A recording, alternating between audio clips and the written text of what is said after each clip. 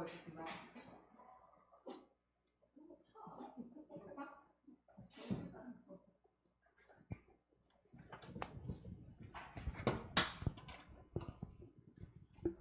안녕하세요.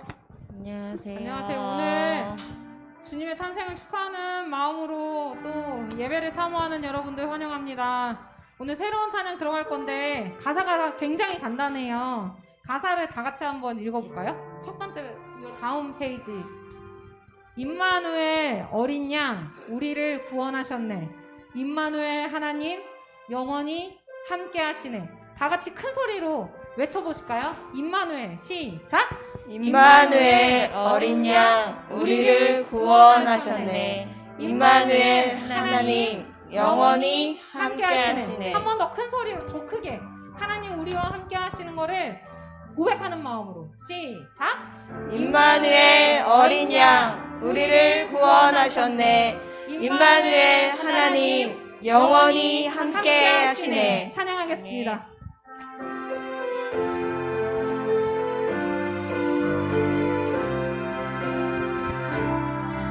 임마누엘 어린 양 우리를 구원하셨네. 임마누엘 하나님 영원히 함께 하시네. 임마누엘 어린 양 우리를 구원하셨네. 임마누엘 하나님 영원히 함께 하시네. 임마누엘 어린 양 우리를 구원하셨네. 임마누엘 하나님 영원히 함께 하시네. 임마누엘 어린 양 우리를 구원하셨네. 임마누엘 영원히 함께 하시네. 할렐루야 할렐루야 소리 높여 찬양하라. 할렐루야 할렐루야 평강의 왕 그리스도. 할렐루야 할렐루야 소리 높여 찬양하라. 할렐루야 할렐루야 평강의 왕 그리스도. 임마누엘 어린 양 우리를 구원하셨네. 임마누엘 하나님 영원히 함께 하시네. 임마누엘 어린 양 우리를 구원하셨네. 임마누엘 하나님 영원히. 임마누엘 어린 양 우리를 구원하셨네. 임마누엘 하나님 영원히 함께 하시네. 임마누엘 어린 양 우리를 구원하셨네. 임마누엘 하나님 영원히 함께 하시네. 크고 작은 나라들 크고 작은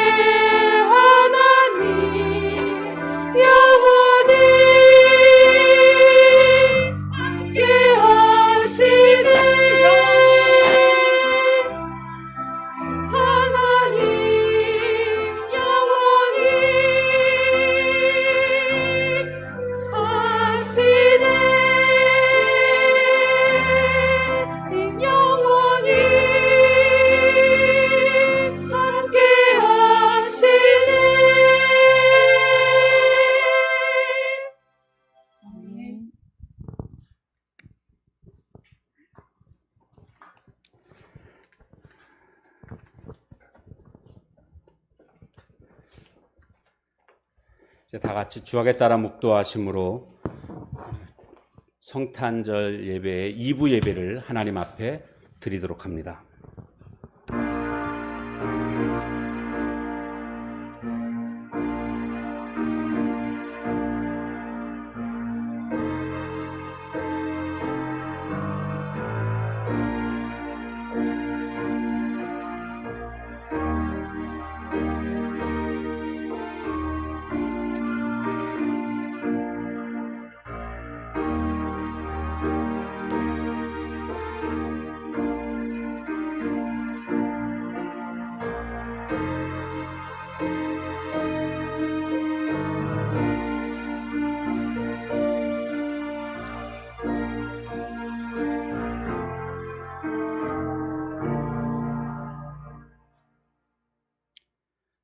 지극히 높은 곳에서는 하나님께 영광이요 땅에서는 하나님이 기뻐하신 사람들 중에 평화로다 하니라. 아멘. 죄악으로 황폐한 이 땅에 빛이신 독생장 예수님을 보내주신 하나님 아버지, 저희들을 위해 이 땅에 오신 주 예수님의 탄생을 기뻐하며 찬양하게 하심을 감사드립니다.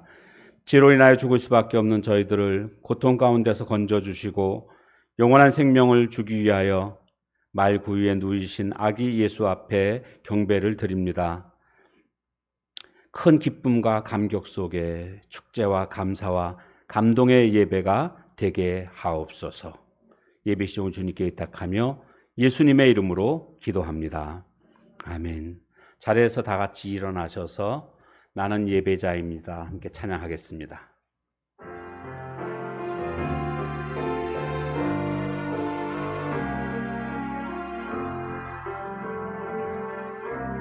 나는 하나님을 예배하는 예배자입니다.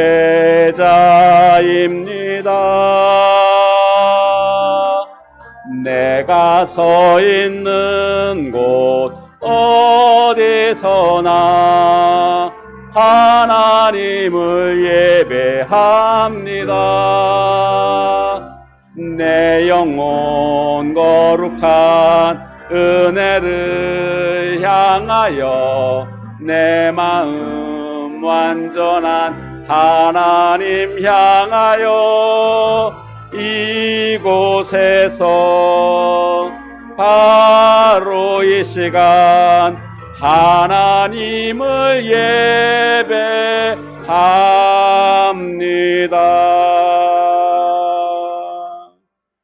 사도신경으로 신앙을 고백하겠습니다.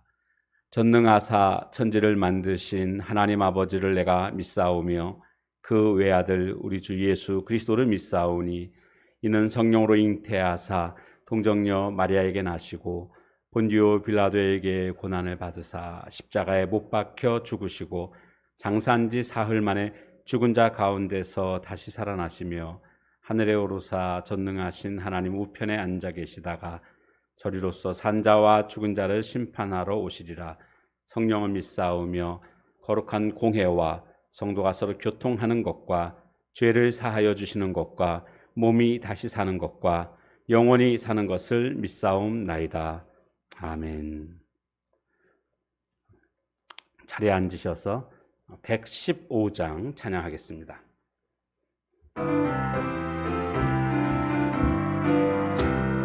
기쁘다 구주 오셨네 만백성 맞으러 온 교회여 다 일어나 다 찬양하여라 다 찬양하여라 다 찬양하여라 구세주 탄생했으니 다 찬양하여라 이 세상의 만물들아 다 화답하여라 다 화답하여라 다 화답하여라 온 세상 죄를 사하려 주 예수 오셨네 죄와 슬픔 몰아낸 다 구원하시네 다 구원하시네 다 구원하시네 은혜와 진리 되신 주 다 주관하시니 만국 백성 구주 앞에 다 경배하여라 다 경배하여라 다 경배하여라 아멘.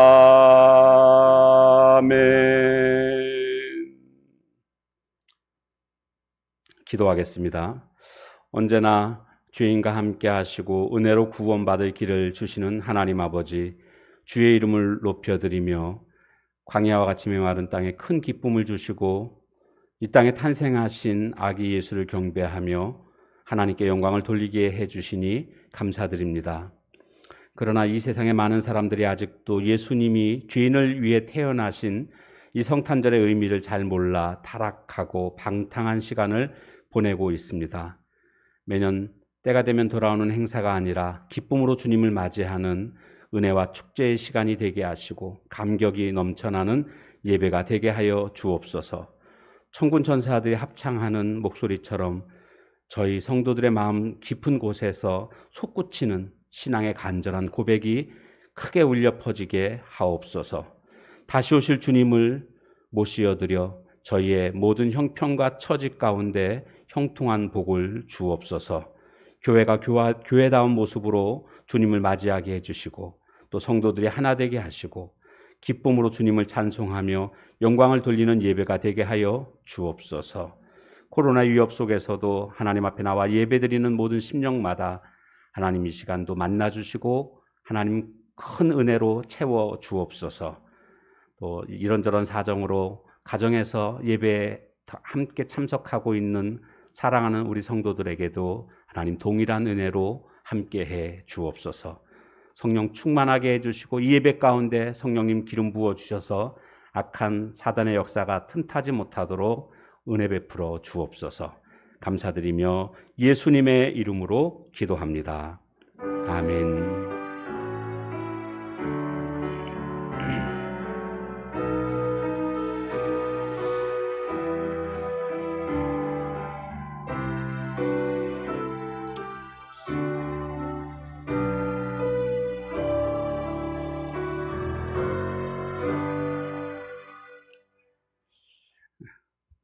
성경 봉독 시간입니다. 하나님 말씀 누가복음 2장입니다.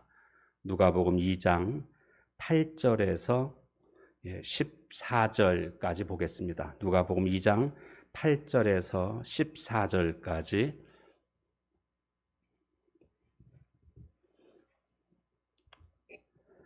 교독하도록 하겠습니다. 제가 먼저 읽고 그다음에 여러분이 그다음 읽어주시면 되겠습니다. 누가복음 2장 8절입니다.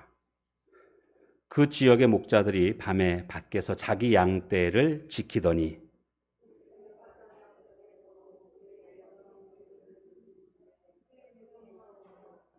천사가 이르되 무서워하지 말라. 보라, 내가 온 백성에게 미칠 큰 기쁨의 좋은 소식을 너희에게 전하노라.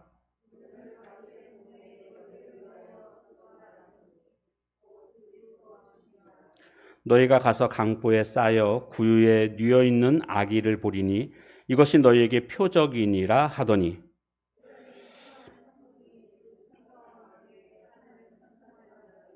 같이 읽습니다.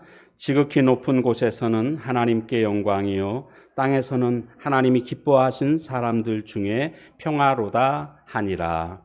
아멘. 자, 오늘 말씀 제목은 왜 큰 기쁨의 좋은 소식인가? 왜 큰 기쁨의 좋은 소식인가? 10절 말씀에 보면 나오고 있습니다. 이 말씀 그대로를 제목으로 삼았습니다. 우리가 성탄을 크리스마스라고 말하는데 이 크리스마스는요, 크라이스트하고 마스 이 두 개의 단어가 합해져서 크리스마스가 됐습니다. 크라이스트는 그리스도를 뜻하는 것이고 마스는 미사를 뜻하는 것입니다. 즉 예배를 뜻하는 것이죠. 우리 기독교에서는 예배드린다라고 말하고 천주교에서는 미사 드린다라고 말하죠. 옛날에 이제 천주교하고 기독교가 하나였을 때 그때 이제 미사였었거든요. 그래서 크리스마스는 그럼 풀어보면 어떻게 되겠습니까? 이 그리스도께 예배한다. 이게 크리스마스입니다. 그럼 앞에 메리 크리스마스, 메리는 즐거운이라는 뜻을 가지고 있습니다. 그러니까 메리 크리스마스는 뭐냐면 예수님의 탄생을 예배하는 게 크리스마스고 앞에 즐겁게, 그러니까 예수님의 탄생을 즐겁게 하며 예수님께 경배하는 것, 예배하는 것, 이게 바로 크리스마스라고 할 수가 있습니다. 그래서 우리가 성탄절을 맞이해서 하나님께 예배드리고 있는 것입니다. 그러니까 성탄절은 뭐 하는 날인가? 예수님께 경배하는 날, 예수님께 예배드리는 날이 바로 성탄절이라고 할 수가 있습니다. 실제로 복음서에 보니까 마태복음에도 예수님이 탄생하셨을 때의 동방박사가 황금과 유향과 몰약을 준비해서 예수님을 찾아가서 경배하는 모습을 볼 수가 있습니다.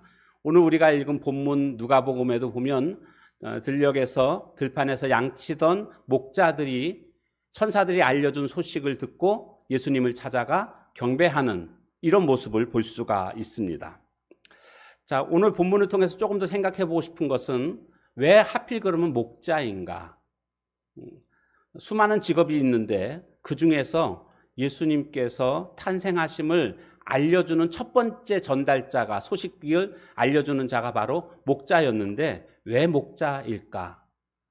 성경에서는 이 부분에 대해서 설명하고 있지 않습니다. 그러니까 그냥 추측할 뿐입니다. 근데 목자 그러면 마음이 아주 소박하고 단순하고 낮은 마음, 겸손한 마음을 가진 사람들이라고 우리는 생각할 수가 있습니다. 왕이나 귀족들, 이 권력 다툼으로 인해서 생각이 굉장히 복잡하지 않겠습니까? 그런가 하면 부자들은 돈 버는데 온통 마음이 뺏겨서 분주합니다. 그런가 하면 종교 지도자, 랍비, 이 사람들은 이것저것 생각할 것이 참 많은 사고가 복잡한 그런 사람들이라고 할 수가 있습니다. 그런데 양을 치는 목자들은요, 그런 생각이 없습니다. 그냥 빈 마음, 가난한 마음을 가진 그런 자들이라고 할 수가 있습니다. 다시 말씀드리면 빈 마음 가운데 주님의 소식으로 그 마음 가운데 하나님께서 그 소식을 담아주셨고 그 소식을 다른 사람들에게 전하는 그런 자가 됐다라는 겁니다. 그래서 오늘 우리가 이 성탄절을 맞이하면서 우리도 좀 이 목자들처럼 가난한 마음, 빈 마음으로 온전히 주님의 말씀을 담을 수 있는 그런 자가 되어야겠구나라고 생각해 보게 되는 겁니다. 아이버 포웰이라는 사람이 책을 썼는데 성경의 유리창이라는 책입니다. 이 책에 보면 이런 이야기가 나오고 있습니다. 부자가 죽었는데 부자면은 그 남겨놓은 재산이 많아야 되는데 하나도 없는 겁니다. 그냥 단순히 집안에 있었던 물건들만 남아있고 다른 유산이 없습니다. 근데 이제 상속자도 없기 때문에 나라에서는 경매에 붙이게 됐는데 사람들은 그가 가지고 있던 보석이라든가 아주 값비싼 가구들 여기에 관심을 보였고 그것을 사기 위해서 노력을 하고 있었습니다. 그런데 한 노파가 할머니죠. 이 할머니는 어린 소년의 사진에 관심을 갖고 있었습니다. 아무도 거들떠보지도 않는 그 사진, 그 초상화, 이것을 아주 싼 가격에 구입을 하게 됩니다. 쓸데없는 사진 그 사서 뭐 하려고 합니까? 그러자 이 노파가 얘기합니다. 사실 오래전에 나는 이 소년의 유모로서 아이를 키웠었다고. 내가 이 아이를 무척 사랑했습니다. 그런데 이제 두고두고 먼저 죽었기 때문에 두고두고 이 아이를 간직하고 싶어서 추억하려고 이 사진을 사는 겁니다. 라고 대답을 했습니다. 그리고 집에 가서 이 액자 속에 있는 초상화를 잘 이제 손질하기 위해서 이렇게 열어보다 보니까 액자 뒤에 그 사진과 액자 그 사이에 서류 봉투가 하나 있는 겁니다. 서류 봉투를 보니까 그 속에는 유서가 써 있었는데 이 사진을 소유한 사람에게 나의 전 재산을 주노라. 그러면서 그 숨겨놓은 재산이 있었는데 바로 그것을 얻게 되었다는 그런 이야기입니다. 그렇습니다. 낮은 마음에 보물이 담깁니다. 낮은 마음에 하나님의 축복이 임하게 되는 것이고 낮은 마음에 하나님의 말씀이 하나님의 사명이 담기게 됩니다. 문제는 오늘 우리가 나도 모르는 사이에 우리의 마음이 높아지고 있다는 겁니다. 교회를 처음 1년 나올 때 굉장히 겸손합니다. 그런데 2년, 3년, 4년, 5년 다니다 보면 어느 순간부터 대접하기보다는 대접받으려고 하는 높아지고자 하는 그런 마음들이 생길 수 있습니다. 이것은 누구나가 마찬가지입니다. 저를 생각해봐도 제가 목회를 처음 시작할 때의 그런 겸손한 마음이 나도 모르게 이제 높아지지 않았나? 그럼 늘 이제 살핍니다. 내가 교만하면 안 되지. 교만하면 안 되지. 늘 살핍니다. 그럼에도 불구하고 때로는 높아질 수 있다라는 겁니다. 그것이 인간이고 그것이 인간의 연약함이라고 할 수가 있는데 이런 목자들의 낮은 마음을 우리가 보면서 오늘 우리도 다시 낮은 마음을 회복하는 빈 마음으로 주님 앞에 나아갈 때에 주님께서는 기쁜 소식을 우리에게 담아 주실 것이고 또 그 안에 하나님께서 온갖 좋은 것들을 담아 주실 줄로 믿습니다. 자, 그런데 오늘 말씀에 보면 큰 기쁨의 좋은 소식이라고 그러지 않았습니까? 주님의 태어나심이 왜 도대체 큰 기쁨의 좋은 소식이 되는가? 두 가지로 함께 살펴보려고 합니다. 그 첫 번째는 바로 임마누엘의 사건이기 때문에 그렇습니다. 마태복음 1장 23절 말씀을 우리 한번 같이 읽어보겠습니다. 시작.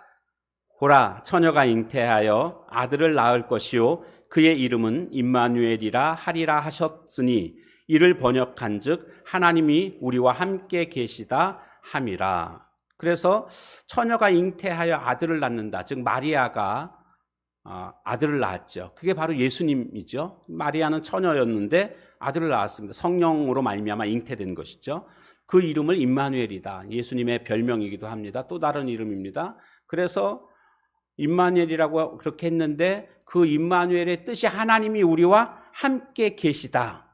그러니까 예수님이 이 땅에 오신 것은 하나님이 우리와 함께 하시고자 이 땅에 오신 것임을 알 수가 있습니다.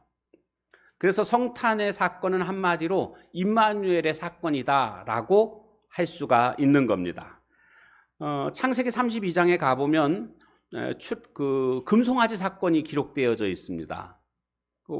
그 앞에 출애굽기 32장이죠. 그 다음에 출애굽기 24장에 가보면 이제 이스라엘 백성들과 하나님이 언약을 맺으시는 장면이 나옵니다. 시내산 밑에서 나는 너희의 하나님이 되는 것이고 너희는 나의 백성이 되는 것이다. 이렇게 언약을 맺으십니다.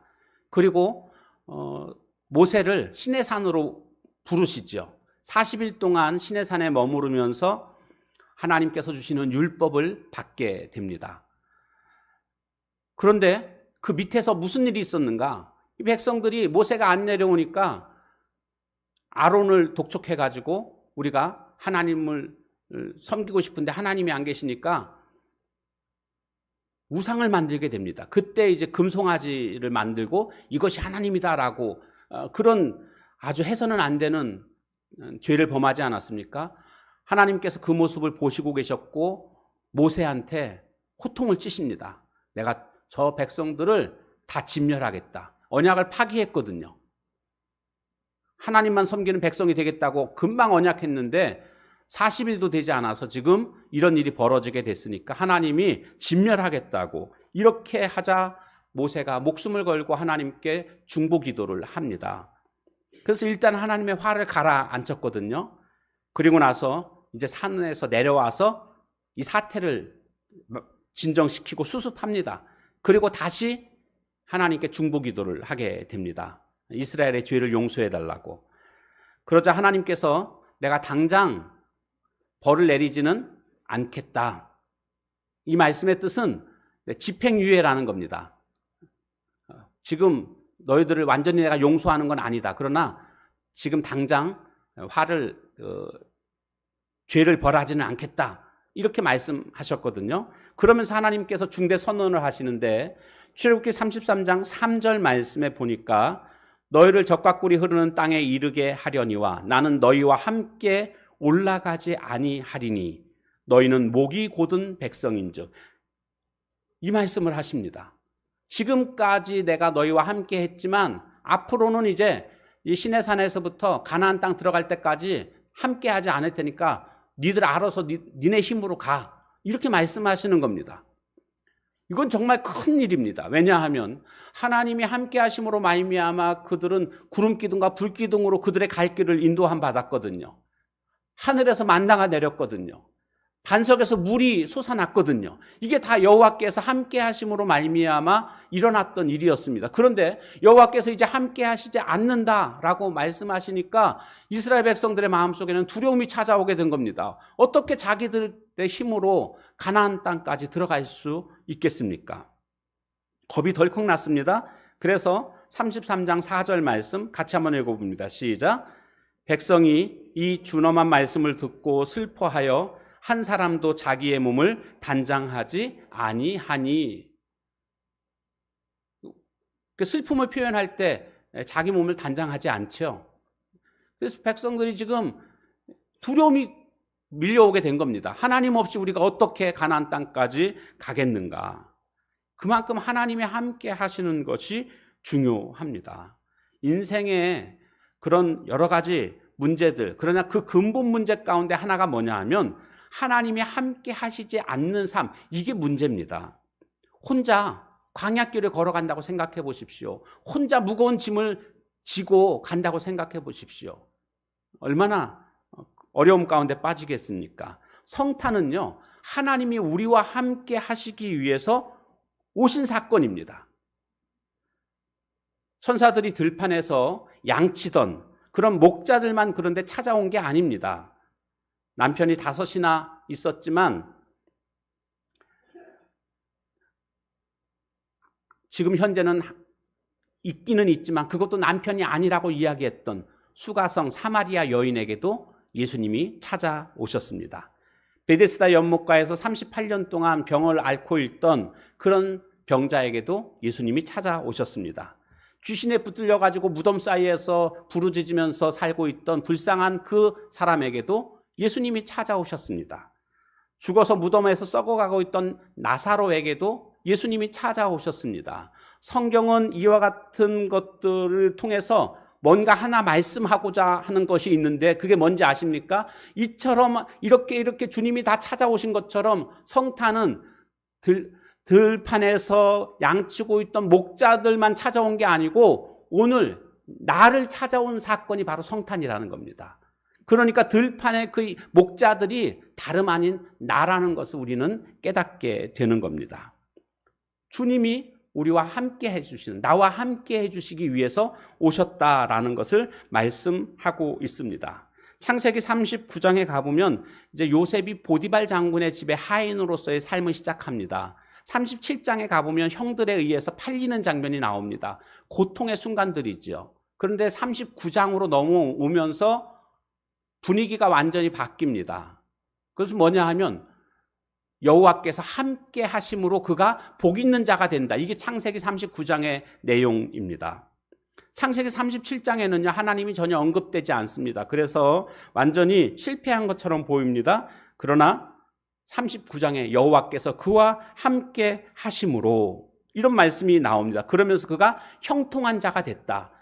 그래서 그가 여호와께서 함께 하시는 것으로 인해서 보디발 장군의 집안에도 복이 임하게 됐다. 이런 내용이 창세기 39장의 내용입니다. 여기서 말씀하고 있는 게 뭡니까? 형통의 핵심은요, 하나님이 함께 하시는 것이라는 것을 말씀하고 있습니다. 다시 말씀드리면 복이라는 것은, 형통, 성공이라는 것은 하나님이 나와 함께 하시는 그 자체가 바로 복이라는 겁니다.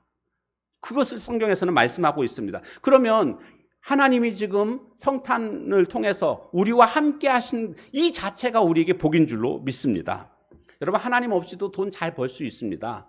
하나님 없이도요, 공부 잘할 수 있고요, 명문대학 들어갈 수 있습니다. 그런데 그건 성경에서 말씀하고 있는 그런 복이 아닙니다. 성공이 아닙니다. 하나님이 빠져있기 때문에 그렇습니다. 성경에서 말씀하고 있는 것은요, 하나님이 함께 해야 됩니다. 그래야 그것이 진정한 복이라고 할 수가 있습니다. 그 대학 잘 가면 세상 사람들 무슨 갑자기 성공적인 자녀 교육 막 이런 거 책 내기도 하고요. 일확천금 벼락횡재를 하게 되면 뭐 성공수기 막 이런 거 쓰기도 하고 막 그렇습니다. 그런데 이런 거에 우리가 현혹돼서는 안 됩니다. 왜요? 하나님이 빠져있기 때문에. 하나님이 함께 하셔야만 그것이 성경이 말씀하고 있는 진정한 복입니다. 근데 하나님은 함께 하시지 않는 이런 상태로 자녀들을 양육합니다. 자녀들이 굉장한 대학에 들어가기도 합니다. 근데 완전히 불신자로 만들었습니다. 여러분, 이것은 결코 성공이 아닙니다. 이것은 잘못된 것입니다. 왜요? 나중에 보면 내 인생 실패했다, 이런 고백이 나올 것이기 때문에 그렇습니다. 그러므로 우리는 하나님이 함께 하시는 것이 그 자체가 복이다라는 것을 우리는 기억해야 되겠습니다. 하박국 선지자의 말씀을 여러분 기억하십시오. 비록 무화과 나무가 무성치 못하고 포도나무에 열매가 없고 또 감람나무에 소출이 없으며 밭에 식물이 없고 우리의 양이 없고 외양간에 소가 없을지라도, 그 다음에 뭡니까? 다 없다 할지라도 나는 여호와를 인하여 기뻐하며 내 하나님으로 인하여 즐거워하겠다. 바로 이것이 하박국 선지자의 고백이자 오늘 우리의 고백이 되어야 할 줄로 믿습니다. 그래서 하나님이 함께 하시는 것, 성탄은 바로 이 하나님이 우리와 함께 하시고자 했던 것이었고, 그러기 때문에 이것은 오늘 우리에게 큰 기쁨의 좋은 소식이 되는 것입니다. 두 번째로 왜 성탄이 우리에게 큰 기쁨의 좋은 소식인가? 그것은 죄사함의 사건이기 때문에 그렇습니다. 마태복음 1장 21절 말씀 같이 보겠습니다. 시작. 아들을 낳으리니 이름을 예수라 하라. 이는 그가 자기 백성을 그들의 죄에서 구원할 자이심이라 하니라. 예수님께서 이 땅에 오셨는데 자기 백성을 죄에서 구원할 자다. 예수라는 이름의 뜻이 바로 자기 백성을 죄에서 구원할 자라는 뜻을 가지고 있지 않습니까? 그러니까 이 말씀의 의미는 우리가 구원받아야 될 상태에 있는 자들이다라는 것을 전제하고 있습니다.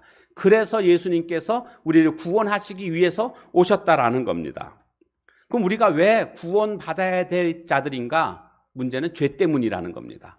창세기 3장에 아담과 하와가 뱀의 그런 유혹에 넘어가서 하나님 앞에 죄인이 되지 않았습니까? 그때로부터 그 이후로 모든 인류는 다 죄인이 된 것입니다. 문제는 이 죄를 해결하기 위해서 스스로 아무리 노력해도 불가능하다는 겁니다. 왜요? 죄인이기 때문에. 죄를 가지고 태어난 죄인이기 때문에 내가 교도소 안에 있는 사람이 그 안에, 감옥 안에 있는 그 사람을 구원해낼 수 없듯이 내가 죄인인 이상 다른 사람의 죄를 어떻게 해결할 수 없다라는 겁니다. 아니, 자기 자신도 어떻게 죄를 해결하지 못하는데 다른 사람의 죄를 어떻게 해결할 수 있겠습니까? 인류는 이 죄 문제를 해결하기 위해서 계속 도전해 왔습니다. 과학, 철학, 종교 등등 이런 것들을 통해서 죄의 문제를 해결하고자 했지만 전혀 불가능한 벽에 부딪히게 됩니다. 왜요?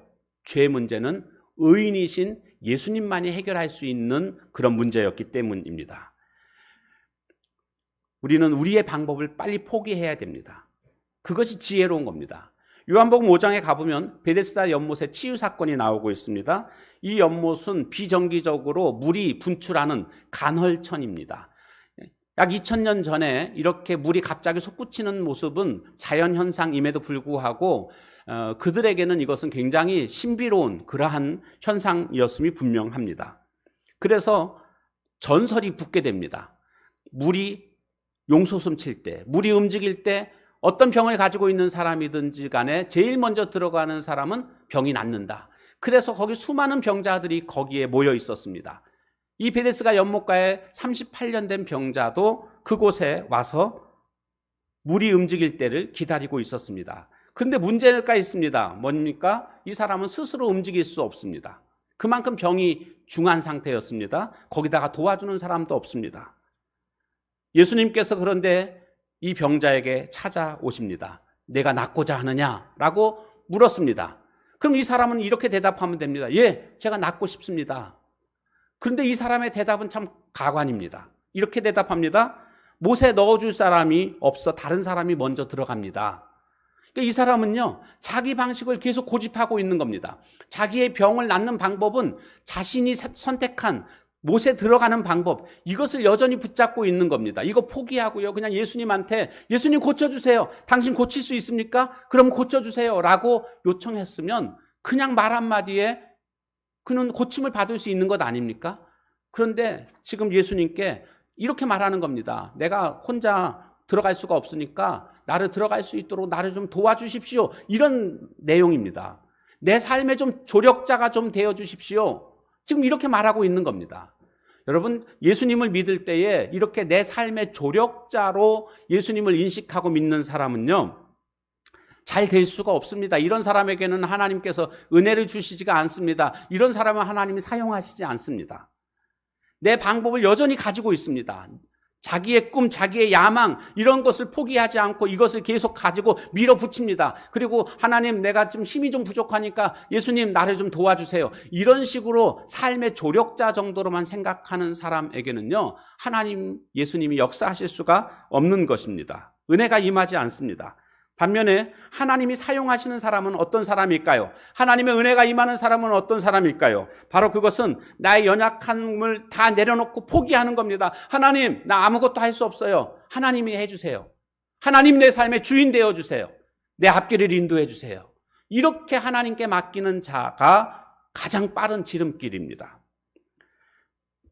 자기 목표 가지고 자신의 뜻을 이루고자 했던 인간의 대표적인 그런 모델이 있습니다. 바로 그것이 바벨탑입니다. 홍수가 나고 나서 이젠 더 이상 하나님이 우리를 홍수로 인해서 어떻게 하지 못하도록 우리가 이 탑을 쌓자, 하늘 꼭대기까지 쌓자, 그리고 우리 흩어지지 말자, 유토피아 만들자, 이것이 바로 바벨탑 사건입니다. 인간의 방법, 이걸 포기하지 않고 우리가 우리의 행복을 이루자. 결국 어떻게 됐습니까?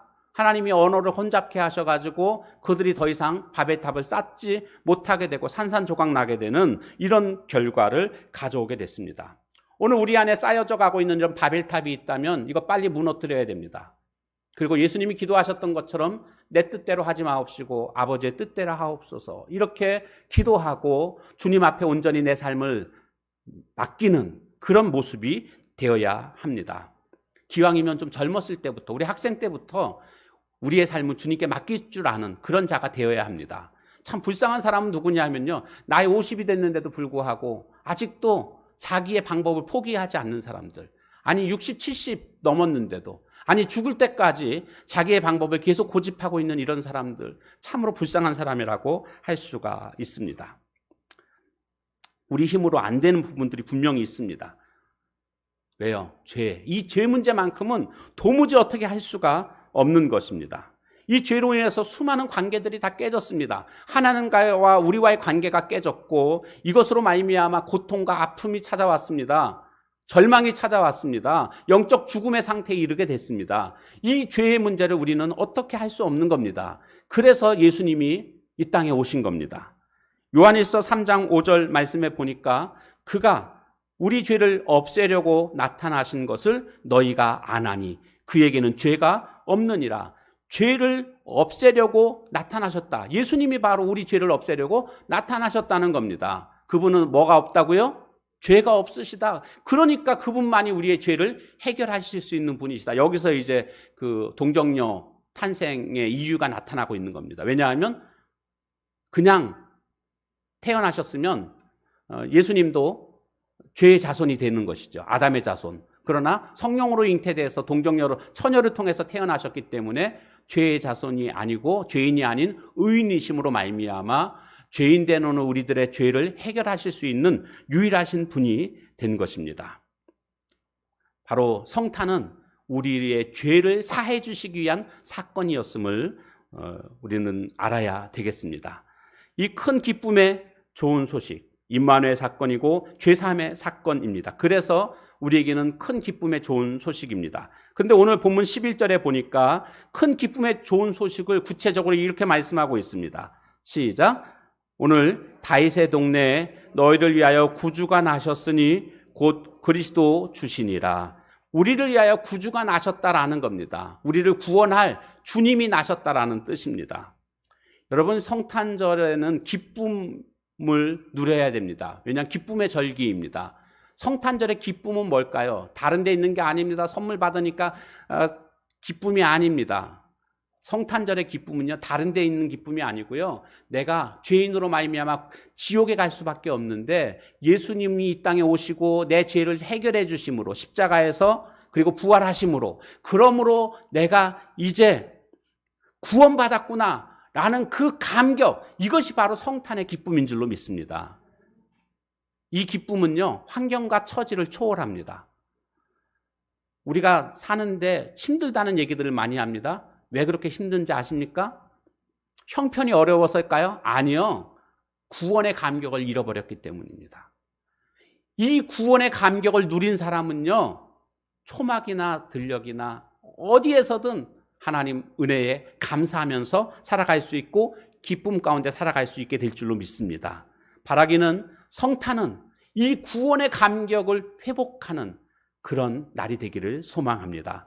한 걸음 더 나아가서 이제 이것을 모르는 우리 이웃들에게 예수님께서 우리의 죄를 사하시기 위해서 오신 날이라고, 이 예수님을 믿기만 하면 우리 모두는 구원받게 된다라는 이 기쁜 소식을 증거하는 그런 날이 되기를 주님의 이름으로 축원합니다.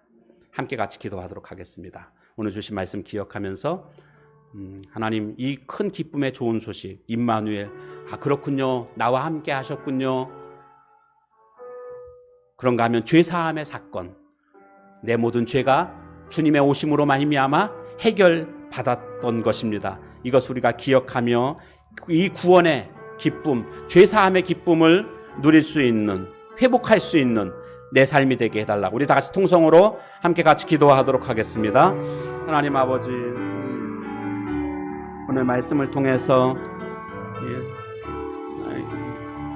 이 성탄이 왜 우리에게 기쁨의 좋은 소식이 되고 있는가를 살펴봤습니다. 주님, 오늘 우리가 이 기쁨을 누리게 하옵소서. 이 성탄의 기쁨, 이것은 바로 임마누엘의 사건이었고 이것은 죄사함의 사건이었음을 깨닫게 됩니다.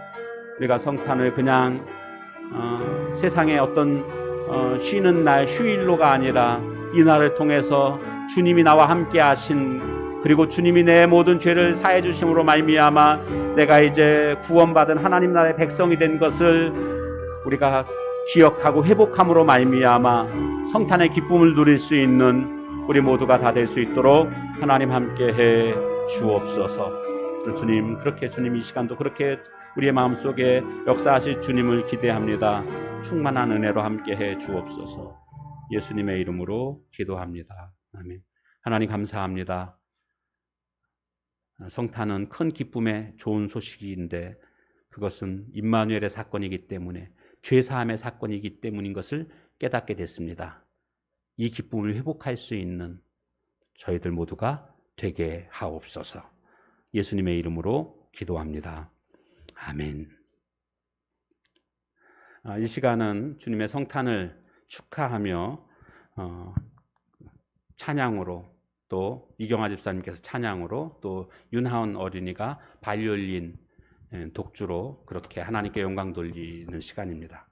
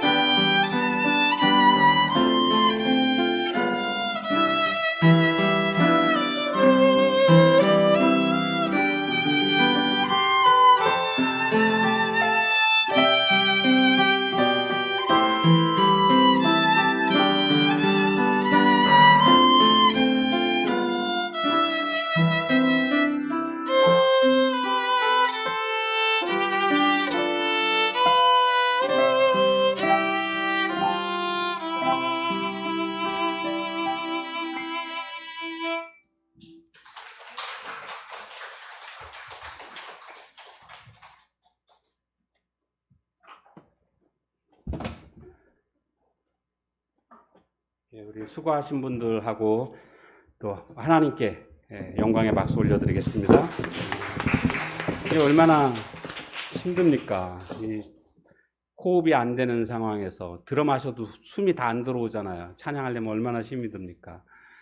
또 하은이는 보니까 계속 조바꿈하면서 이렇게 하는데 그냥 하기도 어려운데 제가 만약에 저 나이였으면 손이 떨려가지고 못했을 것 같아요. 네, 전혀 떨지도 않고 당당하게 또 이렇게 해주네요. 감사합니다. 드린 예물이 있습니다. 성탄 감사원금, 주일 헌금도 있네요. 같이 기도하겠습니다. 하나님 감사합니다. 오늘도 성탄절 맞이해서 주님 앞에 나와 예배드리며 이 시간도 주 앞에 예물 올려드립니다. 동방박사들이 황금과 유향과 몰약을 정성껏 드린 것처럼 저희들도 주신 은혜 생각하여 예물을 이 시간 올려드립니다. 땀 흘린 정성과 마음과 뜻을 합하여 주님 앞에 드리오니 주님 받아주시고, 또한 이 물질이 쓰일 때 천하보다 귀한 영혼들이 구원받는데 또 새로워지는데 귀한 역할을 할 수 있는 선한 도구로 쓰임받게 하옵소서. 드린 손길마다 하나님 우리 주님께서 두 손 들어 축복해 주옵소서. 감사드리며 예수님의 이름으로 기도합니다. 아멘. 교회 소식 알려드리겠습니다.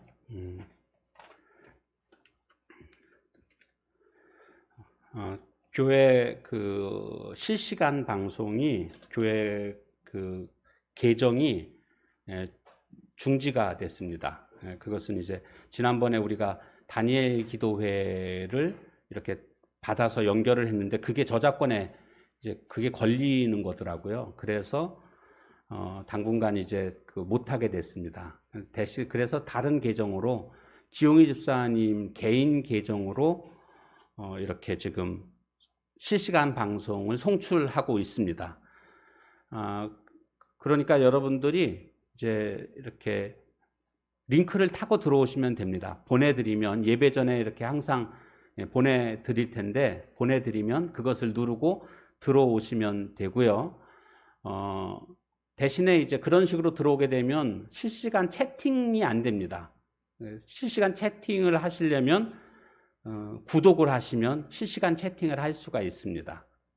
그럼 이제 그런 차이점이 있다는 걸 아시고 일단은 이제 다음 주 월요일부터 바로 이제 늦은 비 5일 밤 기도회가 있는데 이제 이것을 온라인으로 합니다. 물론 현장에서도 합니다. 현장에 오셔서 하실 분들은 오셔서 하시고 온라인으로 하실 분들은 온라인으로 하시고 그렇게 하시면 되겠습니다. 여러분들 많이 참석해 주시기를 당부를 드립니다. 한 해를 마무리하면서 늦은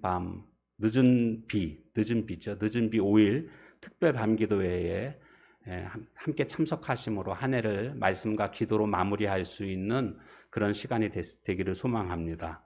오늘은 이제 원래 심야기도회가 있는 날인데 오늘 이렇게 지금 예배를 드렸으니까 오늘은 심야기도회는 하지 않기로 했습니다. 교회에서는 또 성탄을 맞이해서 선물을 준비했습니다. 빵하고 빠유를 준비했습니다. 빠유는 바나나 우유의 줄임말입니다. 그래서 준비를 했는데 지금 나눠주시면 되겠고요. 이게 성탄절이 사실 참 다른 어느 해보다 좀 우울한 성탄절인 것은 분명합니다. 왜냐하면 다른 때는 뭐 준비해가지고 발표회야 하고 막 그러지 않았습니까? 근데 올해는 발표회를 전혀 못하니까 이런 식으로 지금 하다 보니까 좀 우울해서 마음이라도 좀 풀으려고 좋은 선물을 준비했습니다. 그동안 우리가 선물했던 거는 무슨 단팥빵, 소보루, 그 다음에 뭐죠? 크림빵 뭐 이런 거였잖아요. 근데 지금은 이렇게 드려도 되나 싶을 만큼 수준을 높였습니다. 마늘 육족빵이라고 엄청 비싼 겁니다. 맛도 비교할 수 없이 맛있는 빵입니다. 그래서 이게 문제는 이제 이렇게 수준을 높여놔가지고 다음번에 소보로 주면은 이게 빵이냐고 이렇게 막 이 거부하지 않을까 하는 그런 생각이, 걱정이 좀 앞서기도 하는데, 성탄절이니까 좋은 거 준비했습니다. 집에 돌아가셔서 맛있게 드시면 되겠습니다. 자리에서 일어나셔서 우리 서로 인사하는 시간입니다. 메리 크리스마스는 예수님의 탄생을 즐기며 경배합시다, 그런 뜻이죠. 우리 서로 옆 사람과 또 좌우 사람 보시면서 메리 크리스마스로 그렇게 인사하겠습니다. 메리 크리스마스, 메리 크리스마스. 예, 그래요. 축도함으로 예배를 폐하겠습니다.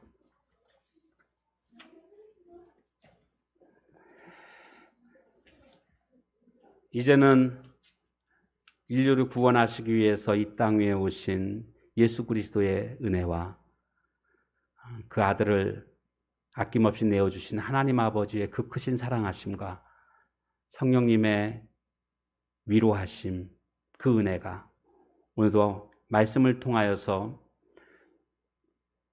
큰 기쁨의 좋은 소식을 안고 돌아가는 저희들 모두 위에, 그 가정 위에, 사업장 위에 이제로부터 영원히 함께 있을지어다. 아멘.